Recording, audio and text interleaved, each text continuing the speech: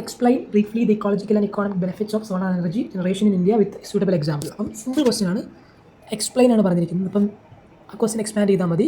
Ecological and economic benefits. അപ്പോൾ ecological ബെനിഫിറ്റ്സും പറയണം, economic ബെനിഫിറ്റ്സും പറയണം. ഓക്കെ, അപ്പോൾ ഞാൻ മുമ്പ് പറഞ്ഞിട്ടുള്ളതുപോലെ ബെനിഫിറ്റ്സ് മാത്രം പറഞ്ഞാൽ പോലെ പറയുകയാണെങ്കിൽ ചലഞ്ച് പറയണം. പക്ഷേ എപ്പോൾ ചലഞ്ച് പറഞ്ഞാലും അതിന് വേ ഫോർവേഡ് പറഞ്ഞിരിക്കണം. നമ്മൾ പ്രോബ്ലം പറഞ്ഞ് നിർത്താനുള്ളവരല്ല സിവിൽ സർവൻസ്.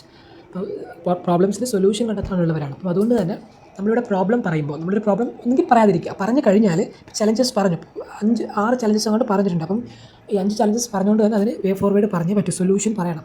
സൊല്യൂഷൻ പറഞ്ഞിട്ട് വേണം ബാലൻസ് ചെയ്ത് കൺക്ലൂഡ് ചെയ്യാൻ. അതാണ് ശ്രദ്ധിക്കേണ്ടത്. അപ്പോൾ ഇവിടെ ചലഞ്ച് പറഞ്ഞിട്ടില്ല, ചലഞ്ച് പറഞ്ഞു, വേ ഫോർവേഡ് പറഞ്ഞിട്ടില്ല. അപ്പോൾ ഒരു 3-4 വേ ഫോർവേഡ് എഴുതിയേ പറ്റൂ, 3-4 എഴുതിയേ പറ്റൂ. അതിനുശേഷം ബാലൻസ് ചെയ്ത് കൺക്ലൂഡ് ചെയ്യാനുള്ള സാധനമാണ്. അപ്പോൾ ഇതിനകത്ത് intro is great, good intro ആണ്. കാരണം ഇന്ത്യയുടെ ടോട്ടൽ ഇൻസ്റ്റാൾഡ് കപ്പാസിറ്റിയെക്കുറിച്ചാണ് പറഞ്ഞിരിക്കുന്നത്. 165 ജിഗാ വാട്ട് അല്ലേ, GM എന്ന് എഴുതിയിരിക്കുന്നത് എന്താ മനസ്സിലായില്ല, ജിഗാ വാട്ട് GW അല്ലേ ഉദ്ദേശിക്കുന്നത്.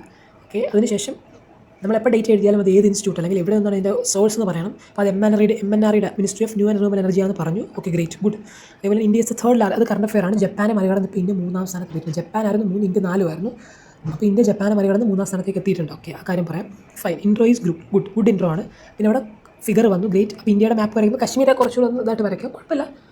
റാൻഡമായിട്ട് വരയ്ക്കും ഇങ്ങനെ മതി. ഒന്നുകൂടെ വരച്ച് പ്രാക്ടീസ് ചെയ്താൽ മതി. വേൾഡ് മാപ്പും ഇന്ത്യയുടെ മാപ്പും ഒന്ന് വരച്ച് പ്രാക്ടീസ് ചെയ്യുക, നമുക്ക് കിട്ടും. അതിൻ്റെ ചെറിയ ഫോമിൽ വരയ്ക്കുന്നത് എങ്ങനെയാണെന്ന് യൂട്യൂബിലൊക്കെ വീഡിയോ കിട്ടും. മെയിൻസിന് വേണ്ടി റാൻഡമായിട്ട് വരയ്ക്കുന്നത് എങ്ങനെയാണെന്നുള്ളത്. ഓക്കെ, അവിടെ അഗർ എഴുതി, ധൊലേര, ബദ്ല. ഓക്കെ, റേവ വേണമെങ്കിൽ കാണിക്കായിരുന്നു. Rewa is largest. Rewa solar park എന്ന് പറയും, മധ്യപ്രദേശ്. അപ്പോൾ റേവ കാണിച്ചിട്ടില്ല. ഓക്കെ, റേവ ജസ്റ്റ് ഞാൻ കുഴപ്പമില്ല, രണ്ടുമൂന്നെണ്ണം കാണിച്ചാൽ മതി. ഓക്കെ, പിന്നെ ഇവിടെ എഴുതുന്ന സമയത്ത് ഇക്കോളജിക്കൽ എഴുതിയ സമയത്ത് ചരിച്ച് 2 പോയിന്റ് എഴുതിയില്ലേ. ചില സമയത്ത് ചിലപ്പോൾ ചില എക്സാമിനേഴ്സിന് അത് ഇഷ്ടപ്പെടണമെന്നില്ല. ഈ ചരിച്ച് എഴുതുമ്പോൾ നമ്മൾ ചരിച്ചിങ്ങനെ എഴുതുമ്പോൾ ചിലപ്പോൾ അവരിങ്ങനെ ചരിച്ച് നോക്കണം എന്നില്ല. അപ്പം അത് ഒന്ന് ആ ഒരു സ്പേസ് അറേഞ്ച്മെൻറ്റ് ഒന്ന് ഒന്ന് ശ്രദ്ധിച്ചാൽ മതി.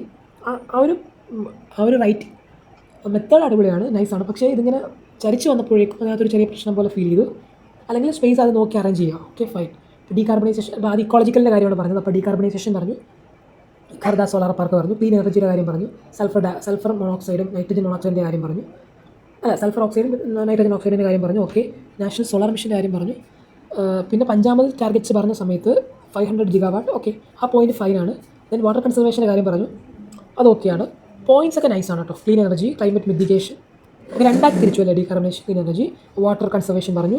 ദെൻ ലാൻഡ് യൂസ് എഫിഷ്യൻസി പറഞ്ഞു. ഓക്കെ, പോയിന്റ് ഒരു 5 പോയിന്റ് വന്നു, നൈസ്. ദെൻ ഇക്കണോമിക് ബെനിഫിറ്റ്സ് പറയുന്ന സമയത്ത് import substitution, employment generation. Okay, examples ഒക്കെ നൈസാണ്. സൂര്യഘർ മുഫ്തി ബിജിലി യോജന. ഓക്കെ, പിന്നെ അഗ്രികൾച്ചർ പ്രൊഡക്ടിവിറ്റി പറഞ്ഞു, സോളാർ PM കുസും പറഞ്ഞു. ഓക്കെ, ഇലക്ട്രിസിറ്റി ആക്സസ് പറഞ്ഞു, 1 crore ഹൗസ് ഹോൾഡ്സിൻ്റെ കാര്യം. Okay, PM Suryaghar Muft Bijli Yojana. Okay, import substitution പറഞ്ഞു, കോൾ പെട്രോളിയം, ജനറേറ്റ് എംപ്ലോയ്മെൻറ്റ് പറഞ്ഞു. പോയിന്റ്സ് ഒക്കെ നൈസാണ്, എല്ലാ പോയിന്റും അത്യാവശ്യം നല്ല രീതിയിൽ വന്നിട്ടുണ്ട്. Okay, fine. അതിനുശേഷം പിന്നെ ചലഞ്ചസ് പറഞ്ഞു. അതിനകത്ത് ഗ്രിഡ് ഇൻ്റഗ്രേഷൻ പറഞ്ഞു, ഹൈ കോസ്റ്റ് ഓഫ് ഇൻസ്റ്റലേഷൻ പറഞ്ഞു, സ്റ്റോറേജ് കോസ്റ്റിൻ്റെ കാര്യം പറഞ്ഞു, ബാറ്ററി സ്റ്റോറേജ് എക്സ്പെൻസ് പറഞ്ഞു, weather disperse energy and source പറഞ്ഞു. ഓക്കെ, വേണമെങ്കിൽ ഇവിടെ മറ്റൊരു പോയിന്റ് ആഡ് ചെയ്തത് ലോജിസ്റ്റിക്കൽ ഇഷ്യൂ പറയായിരുന്നു. ലോജിസ്റ്റിക്കൽ ഇഷ്യൂവിനെ പറ്റി പറഞ്ഞിട്ടില്ല, കാരണം നമ്മൾ കൊണ്ടുവരുന്ന സമയത്ത് ഈ ലോജിസ്റ്റിക്കൽ ഇഷ്യൂ ഒരു പ്രശ്നമാണ്. അപ്പോൾ ലോജിസ്റ്റിക്കൽ ഇഷ്യൂ ജസ്റ്റ് ഒന്ന് കാണിക്കാം. അതേപോലെ ഹെവി അപ്സ്ട്രീം ഇമ്പോർട്ട് ചെയ്യുന്ന സമയത്ത് അപ്സ്ട്രീം ഡൗൺ സ്ട്രീമിൻ്റെ വ്യത്യാസം അറിയാമല്ലോ. അപ്സ്ട്രീം മീൻസ് പ്രൊഡ്യൂസ് ചെയ്യുന്ന സ്ഥലത്ത് നിന്ന് ഇങ്ങോട്ടേ കൊണ്ടുവരുന്നതാണ് അപ്സ്ട്രീം എന്ന് പറയുന്നത്. അതിനുശേഷം സപ്ലൈ ചെയിൻ ഭാഗത്തേക്ക് വരുന്നതാണ് ഡൗൺ സ്ട്രീം എന്ന് പറയുന്നത്. അപ്പോൾ ഈ അപ്സ്ട്രീം ഇമ്പോർട്ട്സിൻ്റെ കാര്യം, ഹെവി അപ്സ്ട്രീം ഇമ്പോർട്ട്സ്, അതിന് ഭയങ്കര ചിലവ് കൂടുതലാണ്. അപ്പോൾ ആ ഒരു കാര്യം വേണമെങ്കിൽ പറയാം, ഹെവി അപ്സ്ട്രീം ഇമ്പോർട്ട്സിൻ്റെ കാര്യം പറയാൻ പറ്റും. പോയിന്റ്സ് എല്ലാം നൈസാണ് കേട്ടോ. പിന്നെ ചലഞ്ച് പറഞ്ഞുകൊണ്ട് വേ ഫോർവേഡ് പറഞ്ഞിട്ടില്ല, അപ്പോൾ വേ ഫോർവേഡ് ആഡ് ചെയ്യാൻ ശ്രമിക്കുക. ഞാൻ 2 വേ ഫോർവേഡ് എഴുതിയിട്ടുണ്ട്. സപ്ലൈ ചെയിൻ ഡൈവേഴ്സിഫിക്കേഷൻ ഒരു പോയിന്റാണ്. സപ്ലൈ ചെയിൻ ഡൈവേഴ്സിഫൈ ചെയ്യാൻ ശ്രമിക്കുക. Use next generation PV technology.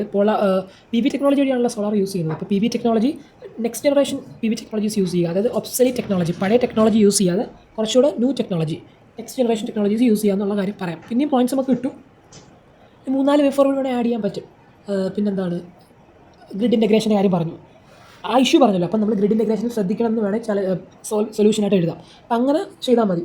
ഇത് ആൻസറിൻ്റെ സ്ട്രക്ചറിങ് ഒക്കെ ഓക്കെയാണ്. ഇക്കോളജിക്കലും ഇക്കണോമിക് ബെനിഫിറ്റ് രണ്ടും പറഞ്ഞിട്ടുണ്ട്. രണ്ടിലും അത്യാവശ്യം 6 പോയിന്റ് വെച്ച് വന്നിട്ടുണ്ട്. പോയിന്റ്സ് ഫൈനാണ്. ചലഞ്ചസ് പറഞ്ഞിട്ടുണ്ട്. ആ വേ ഫോർവേഡ് കൂടെ വന്നിരുന്നെങ്കിൽ ഓക്കെ ആയി മാറിയാൽ ഫൈൻ. ബാക്കിയെല്ലാം ഏകദേശം ആൻസർ ഓക്കെയാണ്. പിന്നെ സ്കീംസ് എല്ലാം വന്നിട്ടുണ്ട്, ഡേറ്റാസ് വന്നിട്ടുണ്ട്.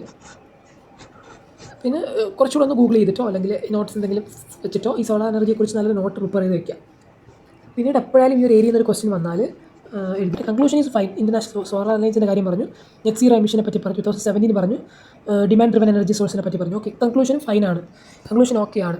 വേണമെങ്കിൽ നല്ല കോഡ്സ് മോദിയുടെയോ അല്ലെങ്കിൽ ISAയിൽ നരേന്ദ്രമോദി പറഞ്ഞ ചില കോഡ്സ് ഒക്കെ ഉണ്ട്. അപ്പോൾ അങ്ങനെ എന്തെങ്കിലും കോട്ടൊക്കെ ഉണ്ടെങ്കിൽ നമുക്ക് കോട്ട് ചെയ്തതിന് ശേഷം കൺക്ലൂഡ് ചെയ്യാൻ പറ്റും.